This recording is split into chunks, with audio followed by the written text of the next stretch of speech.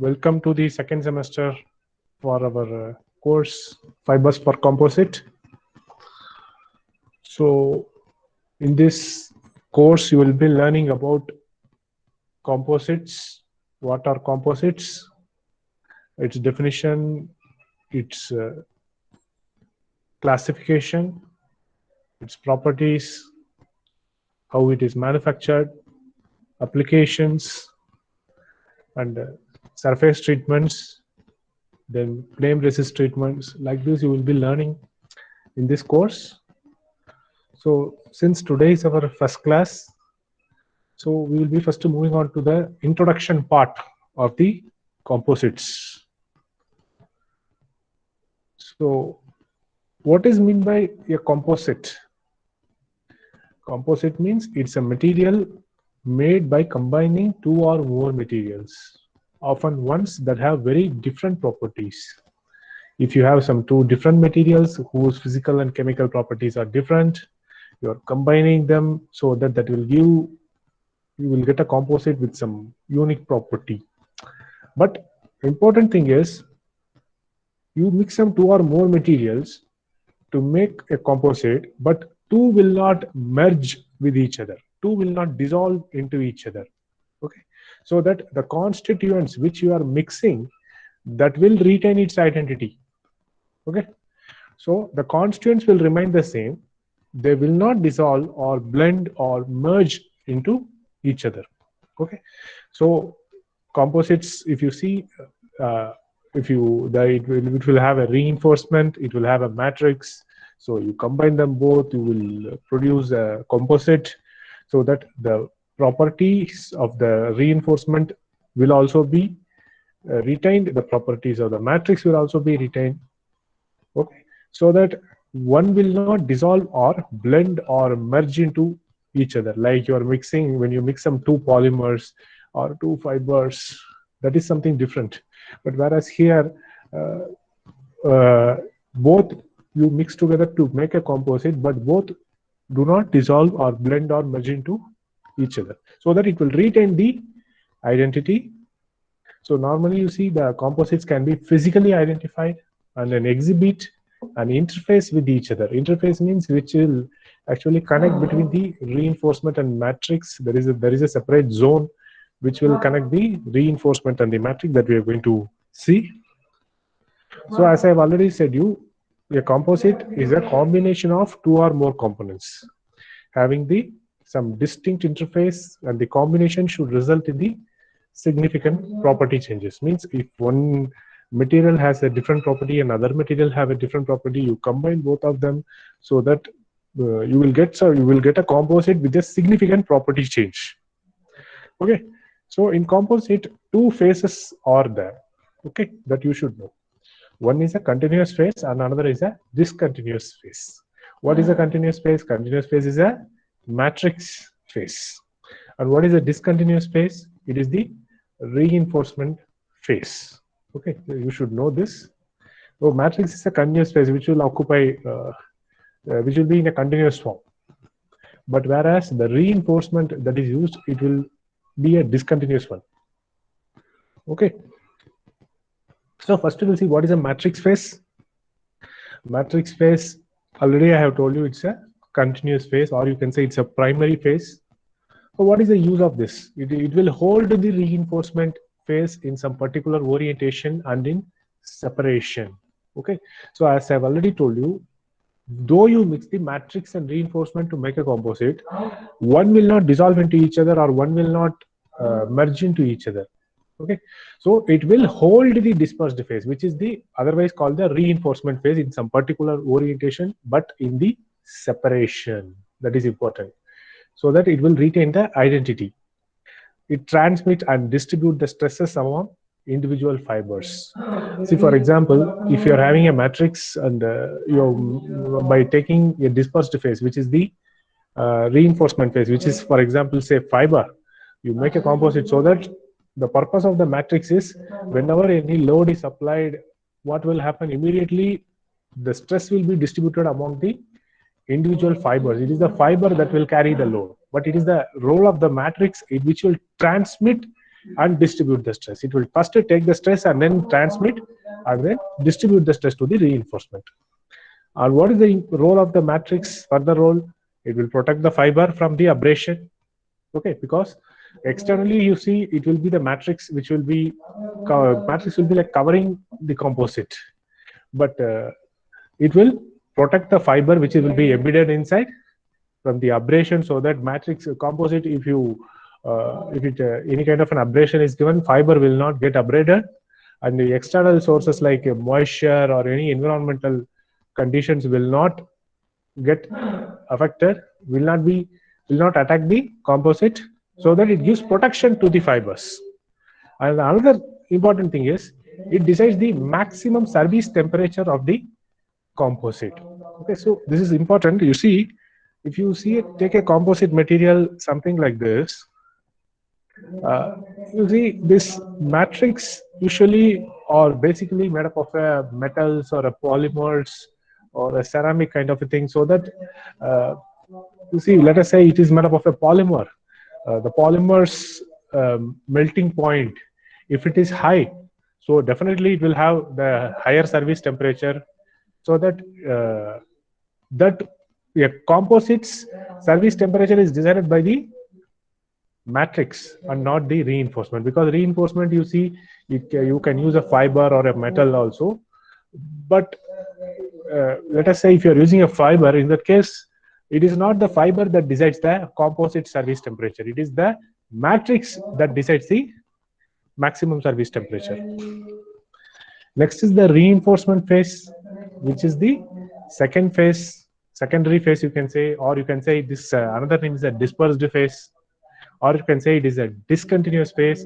It cannot be definitely discontinuous, it can be in continuous form also, but matrix has to be continuous only, so that you should keep in mind. But the reinforcement can be in a continuous or in a discontinuous form. For example, if you are using fibers in a unidirectional form, or you can take the fiber and cut it into small pieces and then use it as a discontinuous phase, both are possible. So reinforcement can be continuous or discontinuous, but matrix is a continuous phase. Okay, so this reinforcement phase is otherwise called as a dispersed phase or discontinuous phase, and important thing is it is usually stronger than the matrix. Okay, so for example, in a composite material like this, if you are giving some load, what will happen? It is the matrix that will take the load and it will transmit to the fiber, which is the reinforcement. So it is the fiber that decides the strength of the composite. Okay, it is not the matrix. And another thing is it contributes to the high strength, which I have told you, and modulus to the composite. So modulus of the reinforcement is also should be high. Okay, it is expected that the strength and the reinforcement of the modulus to be high. For example, in generally you can say, how will you decide that which is the reinforcement and which is the matrix? So the reinforcement should have strength and modulus at least 10 times higher than the matrix. Okay, modulus at least it should be 10 times higher than the matrix in general. So the role of the reinforcement is to give the strength and modulus to the composite and provide resistance to bending or breaking under the applied load. So it is the reinforcement phase that takes the maximum load. Okay, just a minute. There is a phone, emergency phone. 1 minute.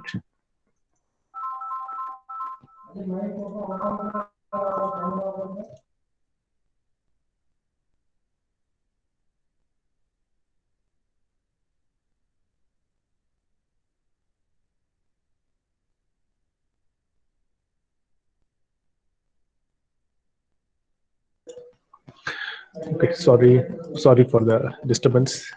Okay, so we will continue. So we have seen about the reinforcement phase. So these two are the main things in the composite, and apart from that there is one more important zone which is called as the interface. So this is the zone which is across, it is the zone across which the matrix and reinforcement phases interact. Okay, so it can be, this interaction can be physical or chemical or mechanical, it can be any one of them, so that it is the zone. You can just see the picture that I have shown you in the first slide. So it is the zone which is present in between the something like here, where there is a reinforcement and matrix. These are separated by the interface. Okay, so this zone which is across the matrix and reinforcement, if they interact physically or chemically or mechanically, so that you see uh, whenever any load is applied, the load transfer depend upon the physical and chemical properties of the interface. So main role of interface is it will act like a separating medium between the matrix and the reinforcement, so that what will happen when any kind of a load is applied from the matrix and the interface, it will get transmitted and distributed to the reinforcement, so that you see the localized stresses are highest at the interface. The localized stresses, whichever when it is applied, it will first take it and then it will distribute. Okay, so the stresses will be very high at the interface. So apart from this, in the composite, there are other constituents are also present, like a coupling agent, coatings and fillers. They are also there. For example, if you are using a composite like a glass fibers, for example, you are using, then in that case you may use a coupling agent or a coating you may apply, so that the surface properties of the reinforcement like a glass will increase to provide some adhesion, so that it will create some bonding between the fiber and the matrix interface, so that what will happen, it both can lead to better load transfer between the fibers and the matrix. And apart from that, if you want to give any kind of a fillers, if you want to add any extra fillers, if you want to add along with the matrices like a polymer matrices, so that what will happen, if you want to improve any property like a dimensional stability, or if you want to add some UV protective agent or some flame retarding agent or something like that, then in that case you can add some fillers, so that will improve the dimensional stability, or in some cases it may use to reduce the cost. So there are other components also can be added in the composite, but the main thing is the matrix and reinforcement. Without these two, composite cannot be manufactured. And then interface. So you can just see in this diagram, very simple to understand. This is the reinforcement. You can see this is just imagine that this is like a unidirectional fiber, and this is a matrix. You can see here, which is looking like a cluster.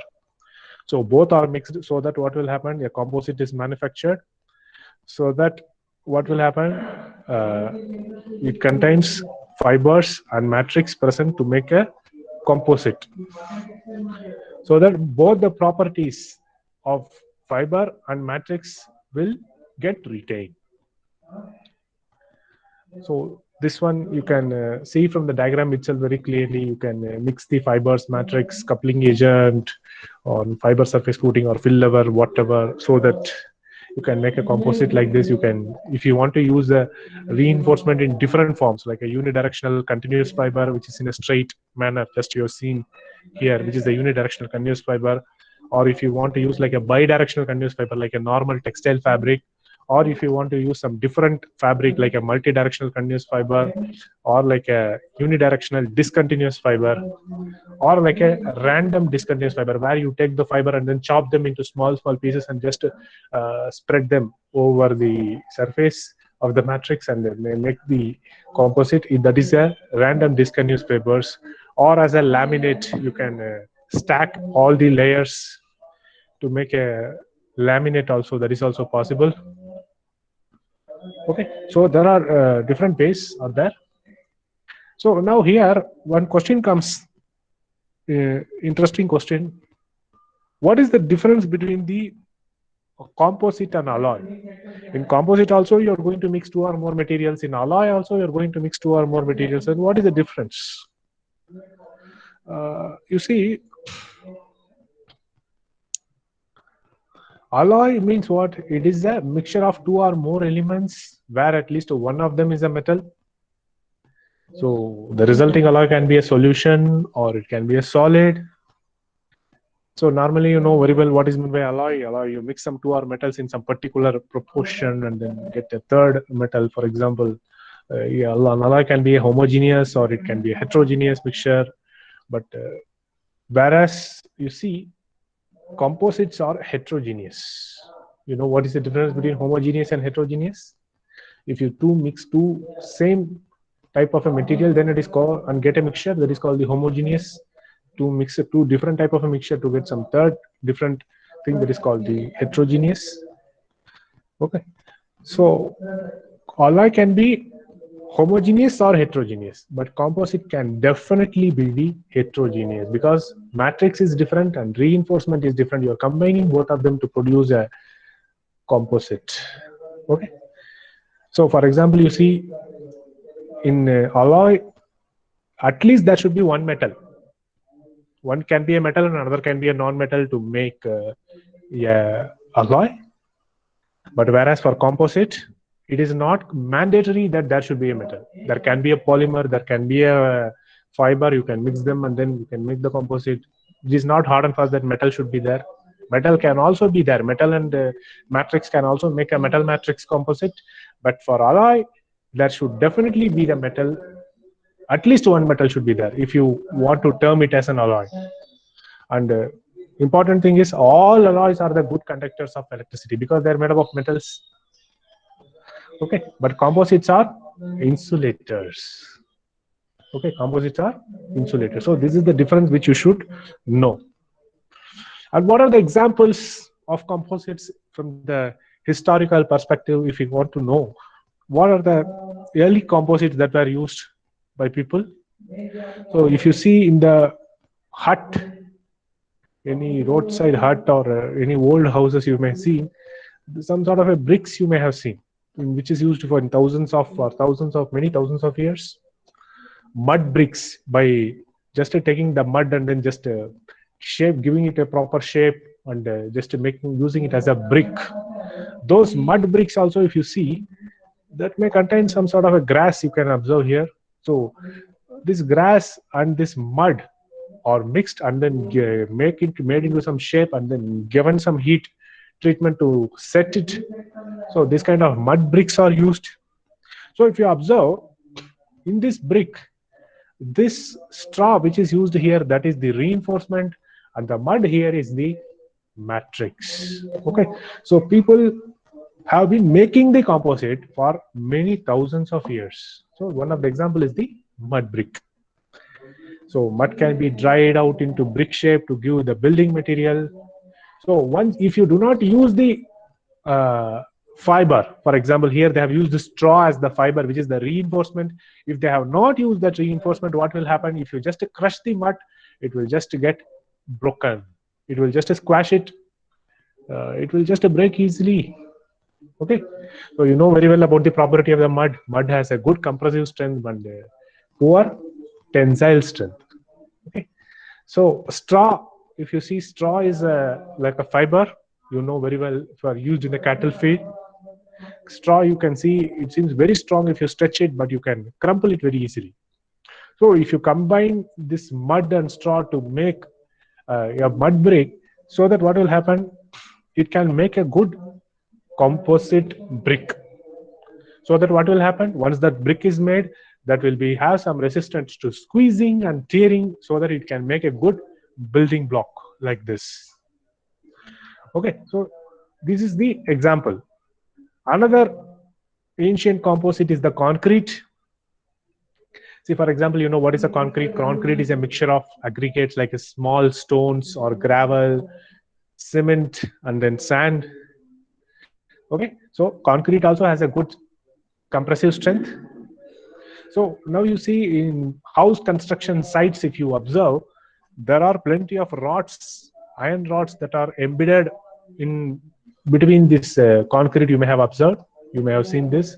So just assume that this rods or wires which are used, it is the reinforcement. Okay, so that will carry the strength.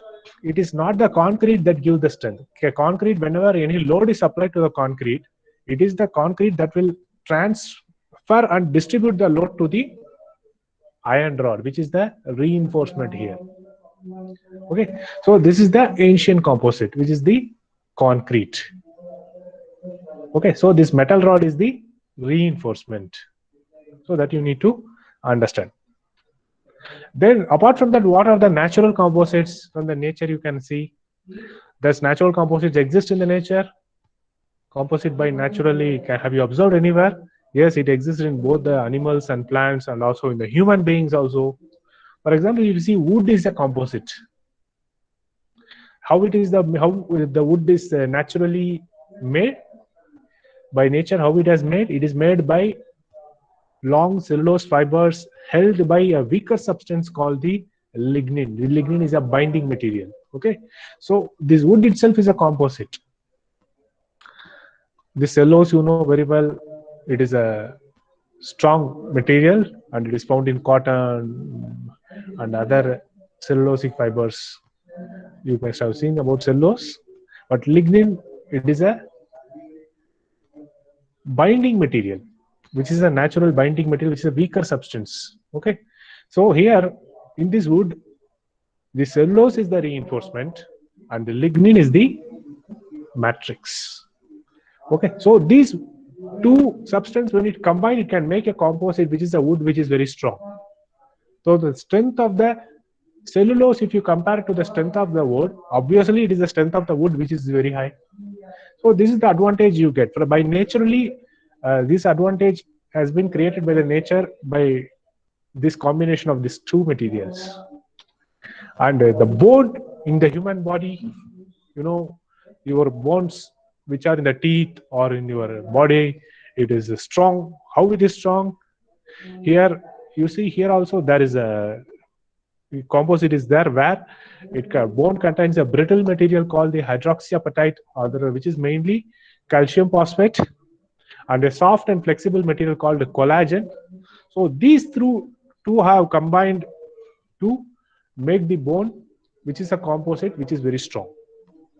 And collagen, you know very well, collagen is a protein which is found in hair and fingernails. Okay, so both of them, if they combine, that will result in the formation of a bone which is strong, so that gives support to the body. Okay, so here you can see this is the collagen shown here, and this is the hydroxyapatite crystals. So both of them combine to make the bone, that bone which is found in animals or human beings, that which you have seen here. Okay, which you are observing. Okay, so that is the thing you need to understand, how the naturally how the composites are present around you. So what are the requirements of a composite? How will you decide that that this is the composite and this is not the composite? How will you decide? So there are some requirements of a composite. There has to be a matrix phase. There has to be a reinforcement phase. Both should be there. If only one is there, then you cannot tell it as a composite. And another thing is, there has to be a distinct interface between the matrix and the reinforcement. Means if both of them combine each other, both should not merge with each other. Both should not dissolve into each other. For example, if I am taking a sugar or a salt and dissolving it in the water, what will happen? It will just dissolve it in the water. Sugar will become a sugar water. Salt will become a salt water. So where is the salt or sugar now? It has just dissolved. So that is not a composite. So even if I take the sugar and salt and mix with each other, if it does not dissolve, then we can say, and other things are also there to decide whether it is a composite. Another important thing is the modulus of the reinforcement is higher than the modulus of the matrix. At least it should be 10 times higher than the modulus of the matrix. Modulus should be higher, and it should have a distinct interface. Both should not merge with each other. Both should not dissolve into each other. For example, you see, if I am taking two different materials like nylon and polyethylene. So here you see nylon and polyethylene, if I am trying to make a composite, if I am mixing them both, I cannot call it as a composite. So both are different. Nylon is a different type of a fiber. Polyethylene is a different type of a fiber. Both of them, if I mix to make a tertiary third material like a composite, but it is not a composite. Though there is a distinct interface, the modulus of both of them, modulus difference is not higher. So important thing is modulus of the reinforcement should be much higher when compared to the modulus of the matrix. That you should keep in mind to decide whether something is a matrix, sorry, to decide something is a reinforcement or not. Now coming down to the classification, how do you classify the composite? There are two important things which we have seen. One is the reinforcement phase or dispersed phase. Another is the matrix phase. First, you will see the reinforcement phase classification. How to classify them? You can classify the dispersed phase. You can use the dispersed phase in the form of a continuous fiber. And next is the short fiber reinforced composite or particulates. Means continuous fiber means like a unidirectional fiber where the length is higher. Short fiber means where there are some short fibers, the length is lower. Or another thing is called the whiskers. What is meant by this whisker? The question I am giving to you. You tomorrow in my next class you tell me what is meant by a whisker. And the next is the particulates, where the small particles in the fibers, when you are using a reinforcement, that is in the form of a small particles. That is also possible. That is can also be used in the dispersed phase. So if you see the continuous fiber, that can be classified into varieties like unidirectional, bidirectional, 3D, multidirectional type. These are further classified. So if you see bidirectional is further classified into woven fabric or a cross ply weave or an angle ply. It is a 2D. Bidirectional, it is a two-dimensional type of a material. And if you see short fiber reinforced composite, it is classified into aligned, whether it is aligned or it is randomly placed. Like this, you can classify. There are many ways you can classify the dispersed phase. Then how to classify the matrix? Matrix can be classified into three important categories. One is the polymer matrix composite, and another is the metal matrix composite, and another is the ceramic matrix composite. So how do you classify the polymer matrix composite? You know very well how the polymers are classified. Basic classification is the thermoplastic or thermoset. Apart from that, there are other elastomers like rubber. Those were also, you can call them, those things also may come under this thermoplastic or thermoset, but still to show them differently, it can be classified into thermoplastic or thermoset or elastomers. So these are the polymer matrix composite classification. And the metal matrix, you see, basically based on the metals, like metals and alloys. Those are also metals only. And another is the intermetallics, where you combine some two different metals in different proportions. You combine with the different elements. You combine to make metal which is a little strong and brittle. That is also possible. And if you see ceramic matrix, there is a ceramic is a different material, which we will see in detail about the ceramics fiber. So here, when you are using the ceramic matrix composite, ceramic is classified into based on oxide based ceramic or non-oxide based ceramic. This is the classification based on the matrix material. So main thing you need to know is, you should remember is how matrix is classified into polymer, metal and ceramic. So now, why we need to use this composite when metal is already available? Why we need to use this composite? That we need to know. There are many advantages of composites when compared over the metal, that we are going to see in detail about some important points, how the metal and the composites are compared. If you see the weight of the metal, like steel, it's very high, but aluminum is comparatively lesser weight, you can see here, but composite is much lesser weight than the both of these metals. And you see stiffness of the specific stiffness, if you see of the steel and aluminum, the specific stiffness is higher for the composites when compared with the steel and aluminum. And the specific strength, that is also lower for the metals and higher for the composites. And another thing is the thermal expansion. When you just give some temperature, normally metals used to expand. If you give a very high, at a very high temperature, it will expand. But whereas you can see composites does not expand. So you can say that thermal expansion of metals like steel or aluminum is very high. But for composites, it's very low. And another is the fatigue resistance. Fatigue resistance, you know what is meant by fatigue resistance. If you give some site of a cyclic load or stress to the material, whether it can able to resist that fatigue. You see the fatigue resistance is higher for the composites when compared to the metal. These comparisons are very important to establish that why composite is preferred material when compared to the metals. So we will see advantages of composites one by one. Composites, as I've told you, it has a high specific stiffness. Just to recall the image, it has a high specific stiffness, means stiffness to density ratio.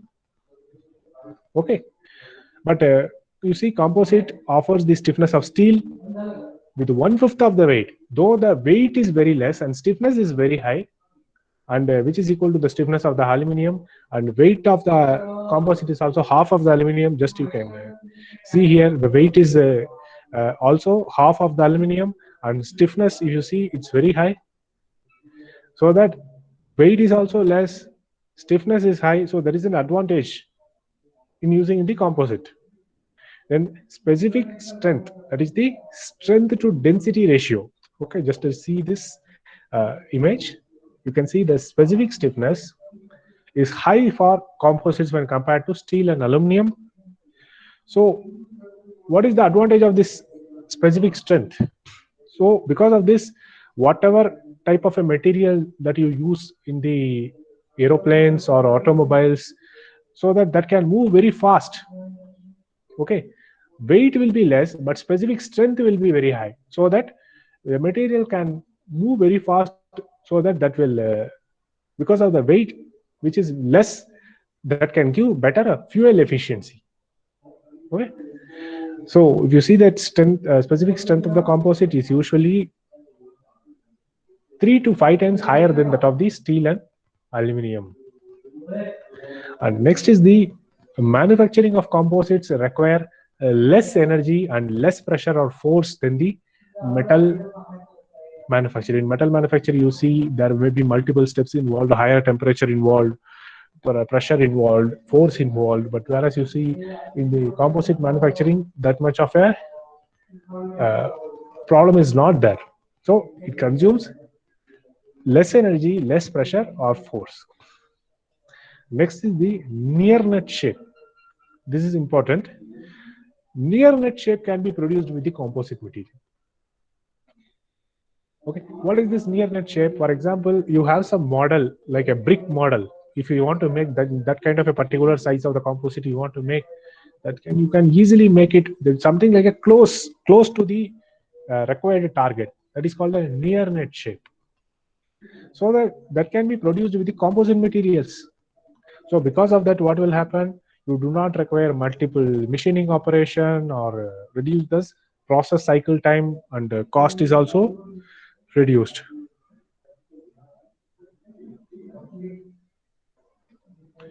Then composite material provide capabilities for parts integration. For example, if you are using a different metallic components in a place, that can be replaced by a single composite component.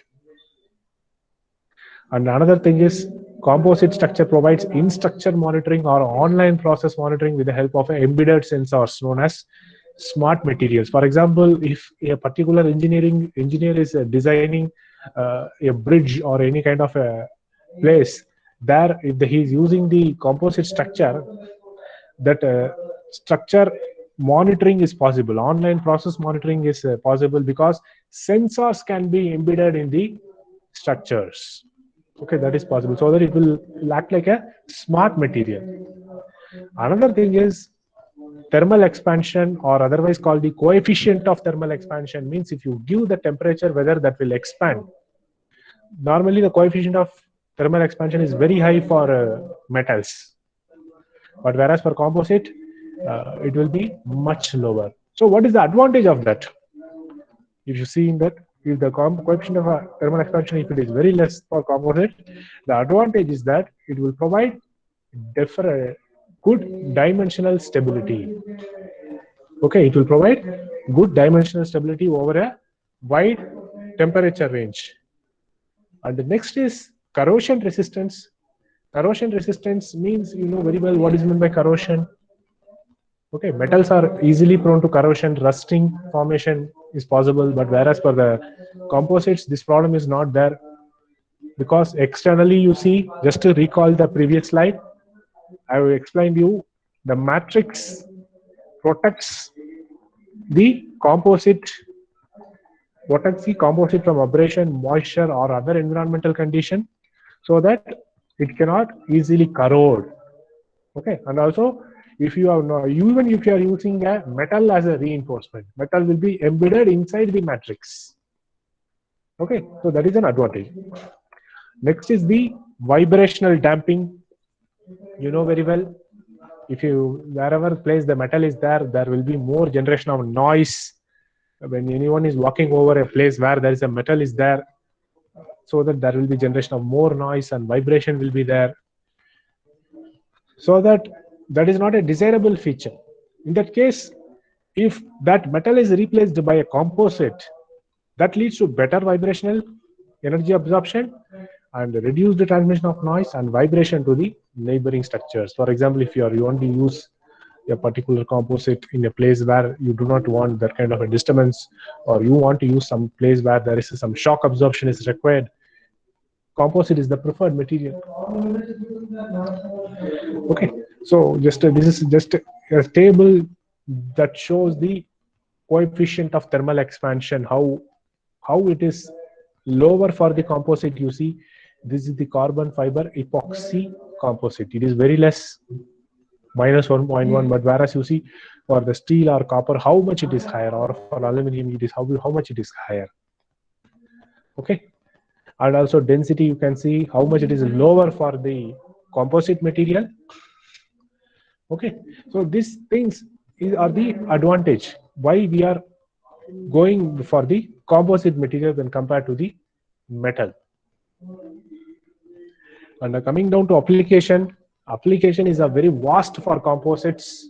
It can be used in the traffic industry, shipbuilding, marine, energy, sports material, defense, aerospace, aircraft, engineering, construction. And apart from this also, there are many other applications. Even in the medical industry, applications are there. Applications we will discuss as a separate chapter, where we will discuss about each and every sector where these composites are used in detail. So that's all about the introduction to the composites. So if you have any doubt, you can ask now. What you have learned, I want to know. If you have any doubt, you can ask. Otherwise, we can stop here for today.